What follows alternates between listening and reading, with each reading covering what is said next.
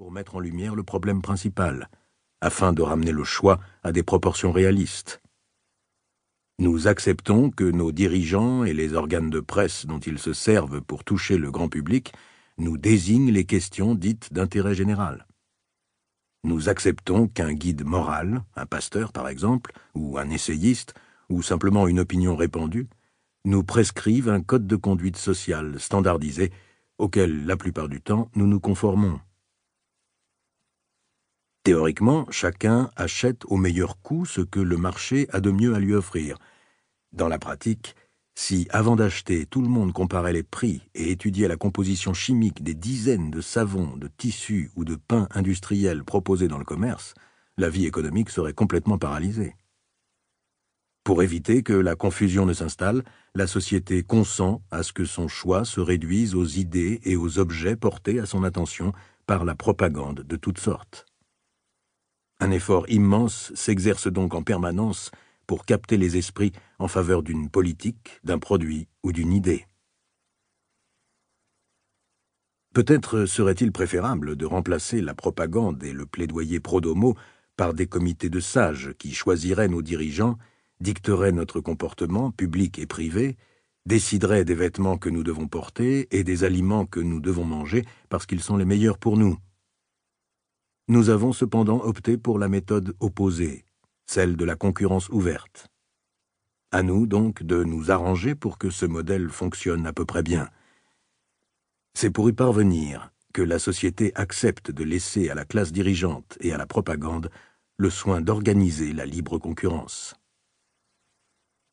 On peut critiquer certains des phénomènes qui en découlent, notamment la manipulation des informations, l'exaltation de la personnalité et tout le battage de masse autour de personnalités politiques, de produits commerciaux ou d'idées sociales.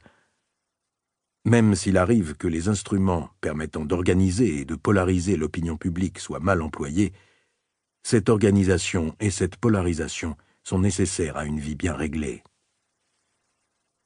Les techniques servant à enrégimenter l'opinion ont été inventées puis développées au fur et à mesure que la civilisation gagnait en complexité et que la nécessité du gouvernement invisible devenait de plus en plus évidente. Grâce à l'imprimerie et aux journaux, aux chemins de fer, au téléphone, au télégraphe, à la radio, aux avions, les idées se propagent très vite, voire instantanément, à l'ensemble du territoire américain. H.G. Wells perçoit bien les potentialités immenses de ces inventions lorsqu'il écrit dans le New York Times « Un nouveau monde s'ouvre aux méthodes politiques avec les moyens de communication modernes. La possibilité formidable que nous donne l'imprimerie, le téléphone, la TSF et ainsi de suite de transmettre des conceptions stratégiques ou techniques à quantité de centres qui coopèrent ensemble, d'obtenir des réponses rapides et d'avoir des discussions efficaces. Des idées, des expressions se voient conférer plus d'efficacité qu'une personnalité, quelle qu'elle soit, et plus de force que l'intérêt partisan. Porté à la connaissance de tous, le projet commun peut être défendu contre la perversion et la trahison. Il peut être élaboré avec fermeté et sur une base très large, sans que son développement soit contrarié par les malentendus personnels, provinciaux ou partisans.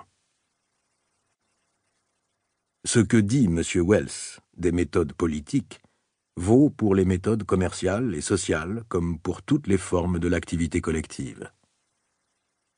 Dans la société d'aujourd'hui, les regroupements et les affiliations ne sont plus soumis à des bornages provinciaux et partisans.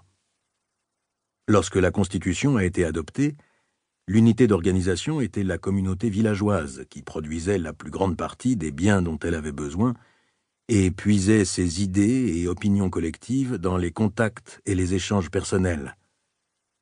Maintenant qu'il est possible de transmettre instantanément les idées, quelle que soit la distance et la taille de la population, bien d'autres modalités de regroupement sont venues s'ajouter à cette intégration géographique, au point que des gens partageant les mêmes opinions ou les mêmes intérêts peuvent être associés et mobilisés en vue d'une action collective alors qu'ils vivent à des milliers de kilomètres les uns des autres. Il est extrêmement difficile de se faire une idée du nombre et de la diversité de ces clivages caractéristiques de notre société. Ils sont aussi bien sociaux que politiques, économiques, raciaux, religieux ou moraux. Livre audio complet gratuit disponible en description de cette vidéo.